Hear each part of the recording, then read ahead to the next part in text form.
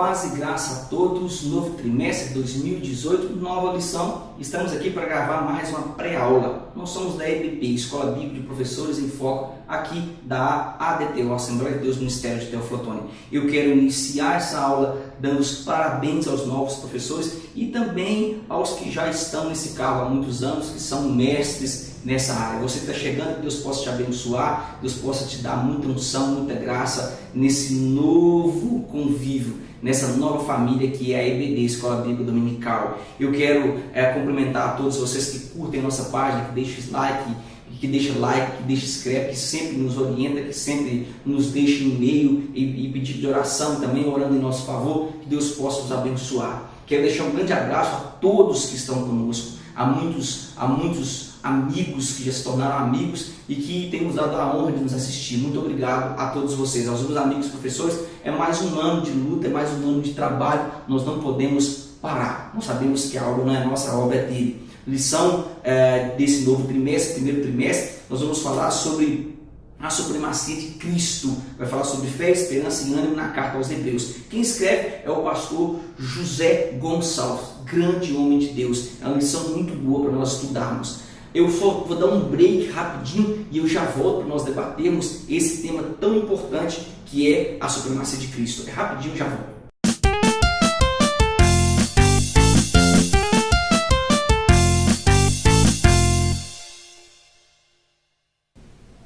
Já estamos de volta falando da carta aos Hebreus. Muita dúvida, muita coisa boa, muito para se aprender. Você que está conosco há muito tempo, sabe como funciona o nosso sistema. Vou deixar abaixo a copia e cola para você levar para a sala de aula e debater e colocar um pouquinho do seu pensamento.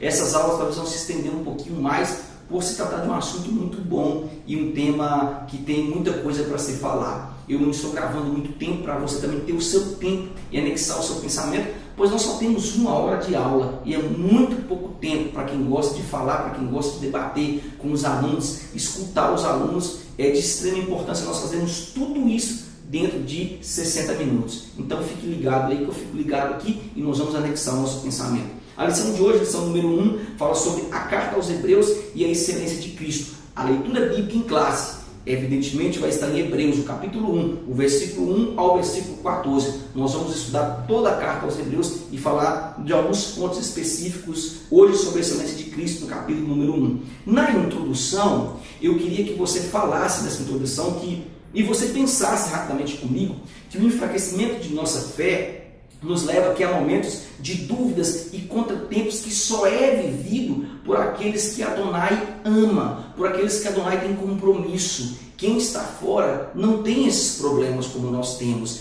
A carta aos Hebreus é a prova de tudo isso. Nós veremos, nós estudaremos o cuidado de quem? O cuidado de Deus nessa carta e também nas demais cartas existentes em toda a Bíblia. É o cuidado de Adonai com todo o seu povo, com Israel de Deus. Talvez aqui, querido, você parta para uma outra tese, um outro pensamento, mas é importante você circular nesse cuidado de Deus para com o seu povo, para que você entenda o porquê houve essa exortação, o porquê essa carta foi escrita. O nome Epístola aos Hebreus, o termo hebreu aqui, é um nome dado aos israelitas pelas nações vizinhas. Anote-se para você levar, vou deixar abaixo para você levar. É interessante que esse nome se deriva de Eber ou Reber no original, que significa homem vindo do outro lado do rio. Faz uma alusão aqui ao Jordão ou Eufrates. Onde eu acho algo sobre isso? Gênesis 10, 21 e 24, Gênesis 11, 14 a 26 e Gênesis 14, versículo número 13. Nós estudaremos o quanto essa comunidade aos Hebreus foi exortada para permanecer no caminho de Adonai e para não abandonarem a fé. Tudo indica que os judaizantes daquele período, as pessoas, por que não dizer que as comunidades fora do judeu, nós chamamos de judeu raiz, eles estavam minando a fé dessa comunidade hebreia, dessa comunidade dos hebreus aqui, desse povo hebreu em Jesus Cristo. Estava sendo minado, estava sendo colocado umas outras coisas dentro dos costumes e eles estavam perdendo a sua fé. É importante você falar isso nesse início. O tópico número 1 vai falar sobre autoria e destinatário e propósito. Autoria, destinatário e propósito. A autoria nos diz muito quando se trata aqui de uma carta ou algum achado histórico concernente à Bíblia.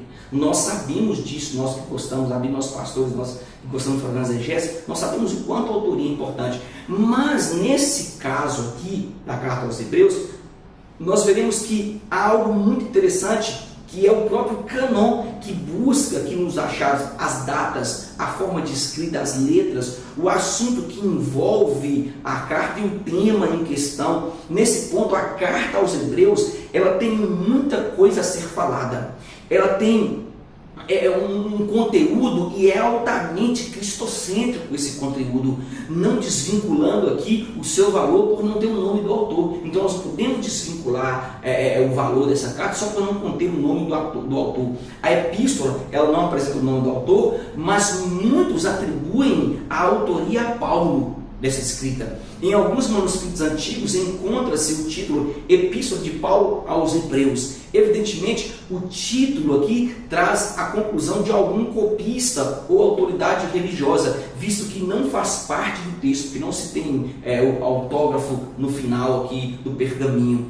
Alguns pais da igreja atribuem a autoria a Paulo sem dificuldade. Por que eles atribuem essa autoria a Paulo? Alguns defensores dessa hipótese aqui utilizam-se as palavras de Pedro na segunda epístola de Pedro, capítulo 3, versículo 15, quando Pedro diz que é muito difícil as cartas de Pedro, as epístolas de Paulo, nas escritas de Paulo, que alguns deturpam essa dificuldade, trazendo somente para si os benefícios. Pedro fala sobre isso.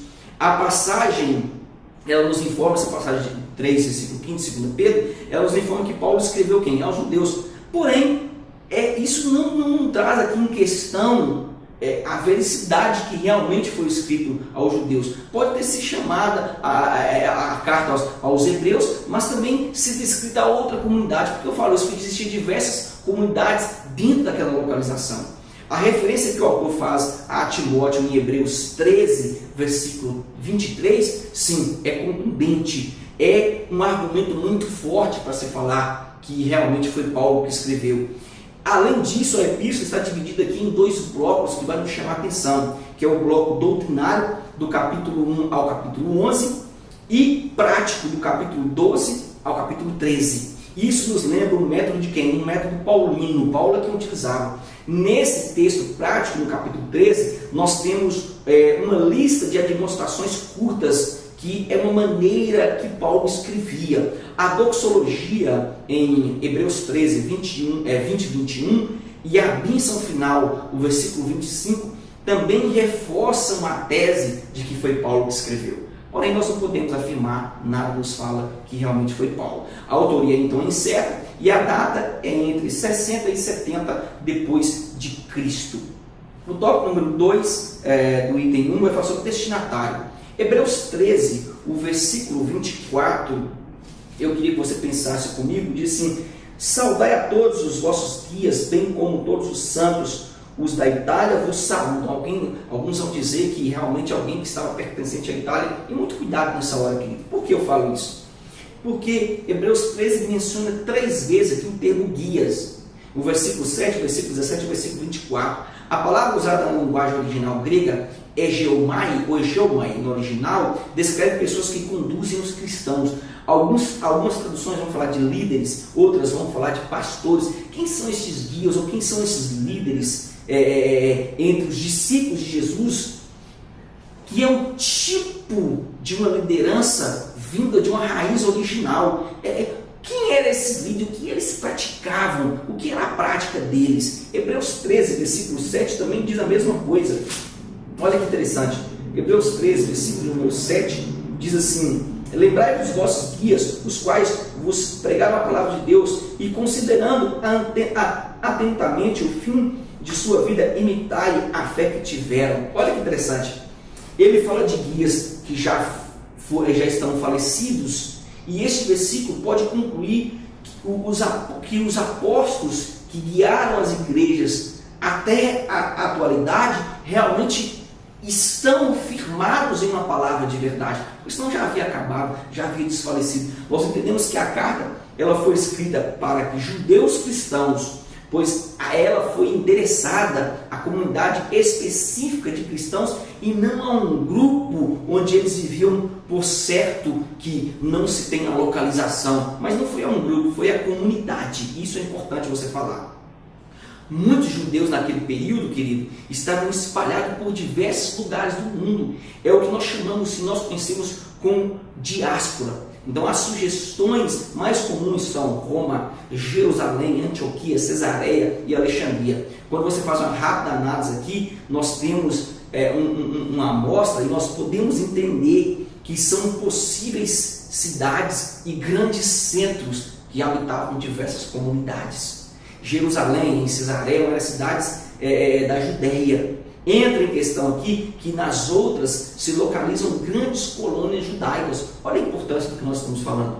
Naturalmente, em todas elas haviam igrejas locais que contavam aqui com a presença de muitos judeus cristãos. Então não se pode dar exatamente a localização, como alguns dizem da Itália. Nós não podemos falar isso, ok? Já o tópico número 3, do item 2, ele vai continuar e vai falar sobre propósito. O propósito da carta é o mesmo que temos dia após dia em nossa comunidade. Qual é o propósito? Exortação ao povo para sair do mundo, a não estar no meio do mundo, a não pertencer ao mundo, aos jovens a viver em santificação, a igreja consagrar-se um pouquinho mais.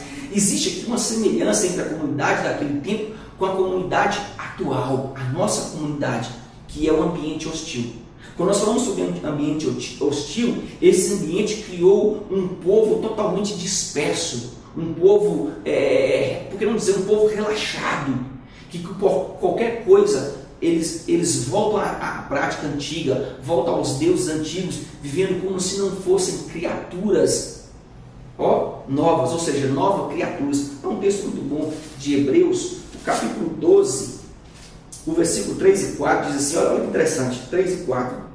Considerai, pois, atentamente aquele que suportou tamanha oposição dos pecadores contra si mesmo, para que não vos fastigueis desmaiando em vossas almas. Versículo 4. Ora, na vossa luta contra o pecado, ainda não tendes resistido até ao sangue. Significa que aquela comunidade não era capaz de morrer por amor ao Evangelho. A pergunta é, será que nós temos essa mesma capacidade? Será que a comunidade atual tem essa capacidade? É isso que eu quero te perguntar. O tópico número 2 vai falar sobre Cristo, a palavra superior à dos profetas.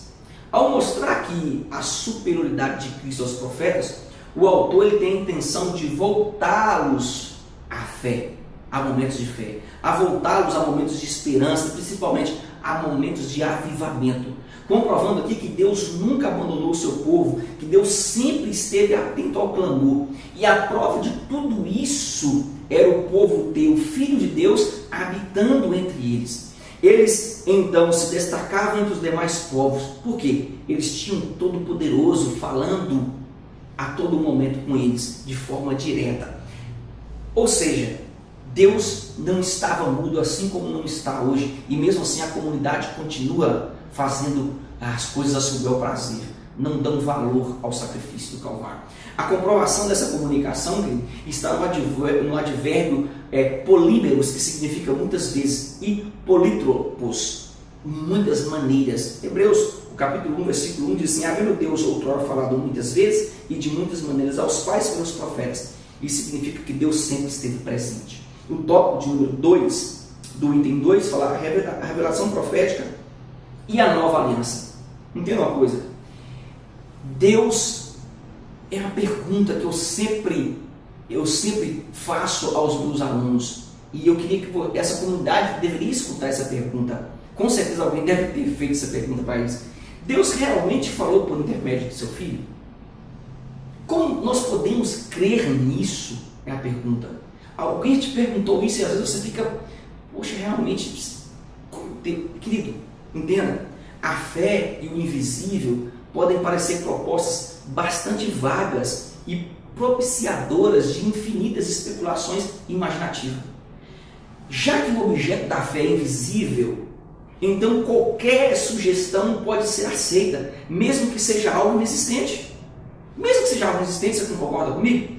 Agora, de fato, é que o que ocorre muitas vezes é que homens influentes acabam por convencer muitas pessoas a respeito de uma suposta realidade espiritual. Assim surgem muitas religiões e muitas seitas. Outras vezes, tal realidade é um fato, mas pertence ao domínio do mal. É interessante que diante disso, nós perguntamos, qual o fundamento da nossa fé?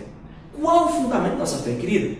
A fé é o fundamento das coisas que se esperam, como diz Hebreus 11, versículo número 1. É o fundamento da fé, e o fundamento da fé é o quê? É a palavra de Deus. A fé vem pelo ouvir, e ouvir a palavra de Deus. Romanos 10, versículo 17 fala sobre isso. O autor da Epístola aos Hebreus faz então aqui um exame de toda a estrutura cristã, a qual poderíamos comparar uma construção onde cada parte está firmada sobre a anterior, que por sua vez precisa ser sólida e bem fundamentada. Um fundamento da nossa fé é aquilo em que nós cremos. Nós cremos na ressurreição. Pela fé, nós aguardamos um fato que ainda vai acontecer, um acontecimento extraordinário. Então, vem a questão crucial. O fato que se espera foi prometido por Deus?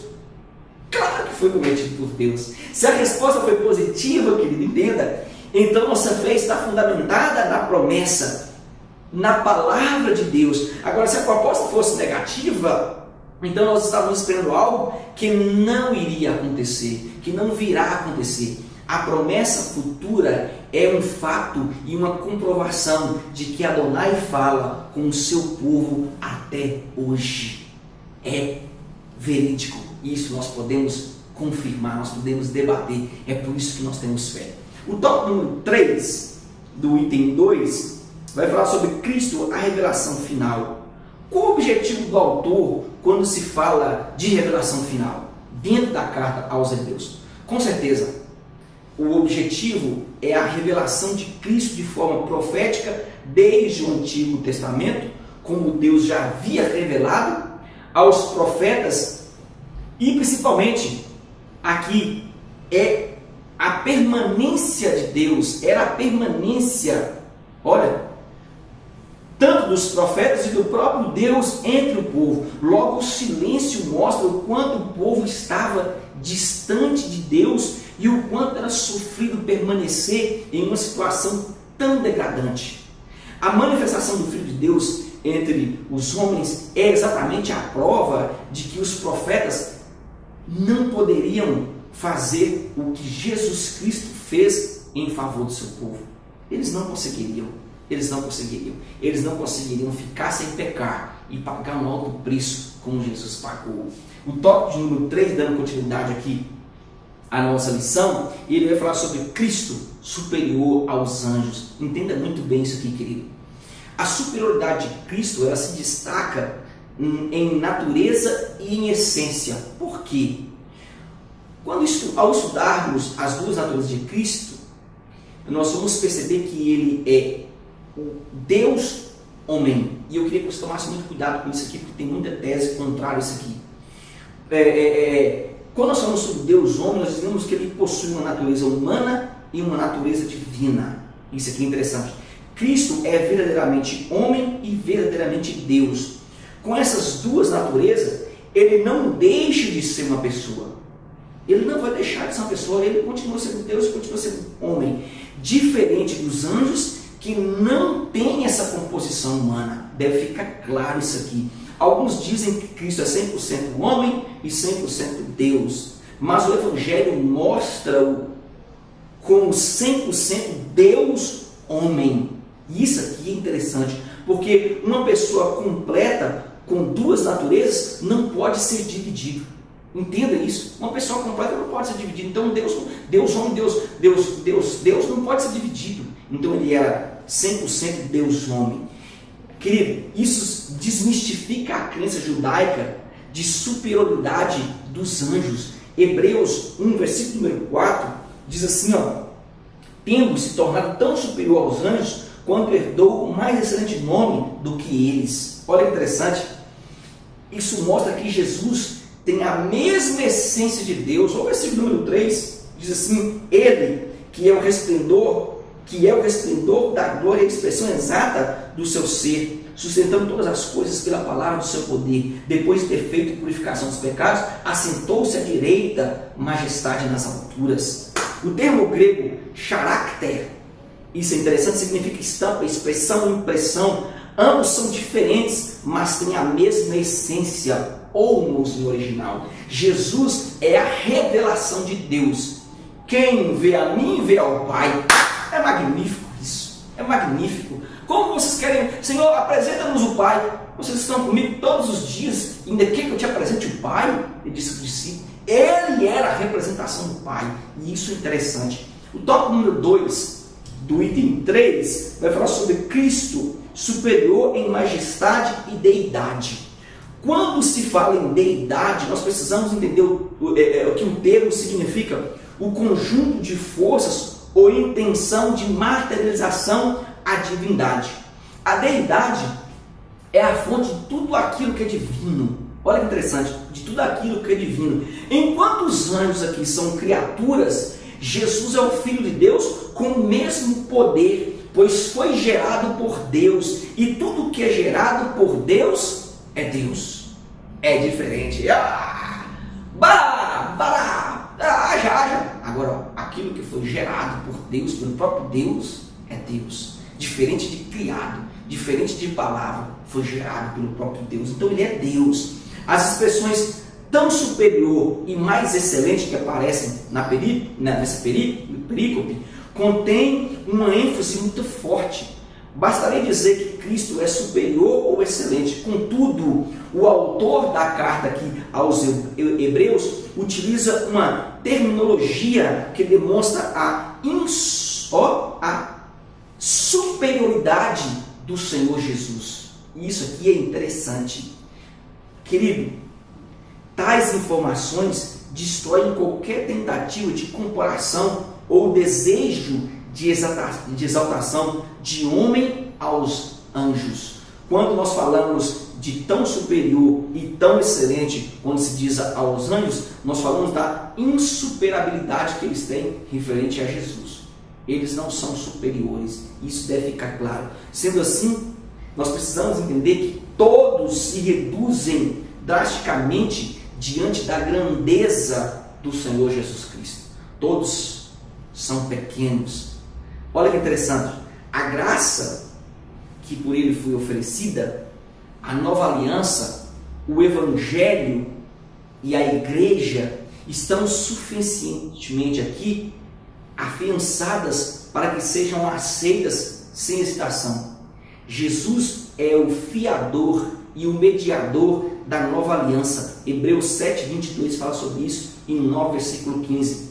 Na apresentação da superioridade, querido, de Cristo, apresenta-se um paradoxo. Os grandes na concepção humana são exaltados, são servidos, são obedecidos.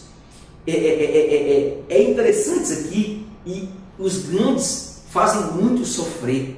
Agora Jesus, o maior, foi humilhado, foi servo, foi obediente, foi sofredor, e isso deve ser lembrado. Contudo, todo o seu sofrimento era necessário para nosso ser, o nosso legítimo representante, ou seja, o ser homem, no seu exercício do seu sacerdote, tivesse plenitude. Então Jesus sofreu, e isso é necessário para ser o nosso legítimo representante no exercício de seu sacerdote. Hebreus 2, do versículo 14 ao versículo 18, fala sobre isso. Em Hebreus 1, versículo número 6, diz assim: e novamente, ao introduzir o primogênito, não diz, e todos os anjos de Deus o adorem. Olha que interessante.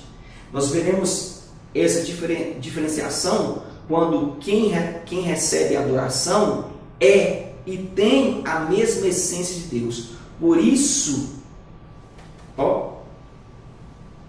nós o adoramos, nós o temos como Deus em nossa vida. Por quê? Porque o seu sofrimento nos trouxe vida em abundância. Quando nós falamos da supremacia de Cristo, quando nós falamos do que Ele foi capaz de fazer, nós precisamos entrar numa dimensão espiritual e entender que a sua excelência não foi por um acaso.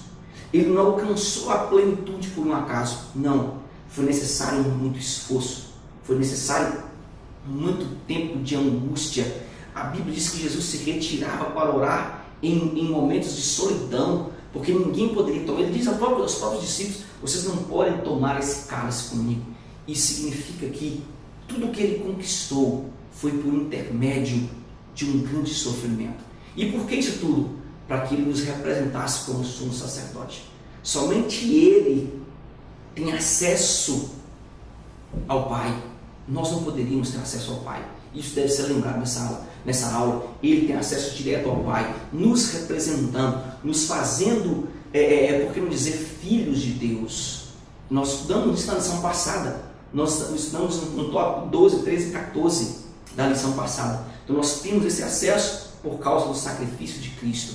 É importante você lembrar ao seu aluno que a carta aos Hebreus vai nos trazer momentos, por que não dizer, de reflexão sobre como está a nossa comunidade, como está a nossa igreja, como anda a nossa fé, como anda os nossos momentos diante de Deus, momento de oração, momento de busca. E por que dessa exortação? Essa exortação tanto foi para o passado, quanto é para o presente e será para o futuro. Não importa quem a escreveu, o que importa é que ela é a palavra de Deus, que quando nós lemos, nós sentimos a presença de Deus e podemos entender que Deus fala muito quando o escritor foi usado pelo Espírito Santo para nos falar nessa carta. Você precisa deixar bem claro que é só um panorama nessa aula de tudo que vai acontecer durante das próximas aulas e nas próximas lições. Eu me despeço de você dizendo que é muito bom estar com vocês ensinando em 2018. Que Deus possa nos abençoar e até a próxima pré-aula. Excelente ano e Shalom.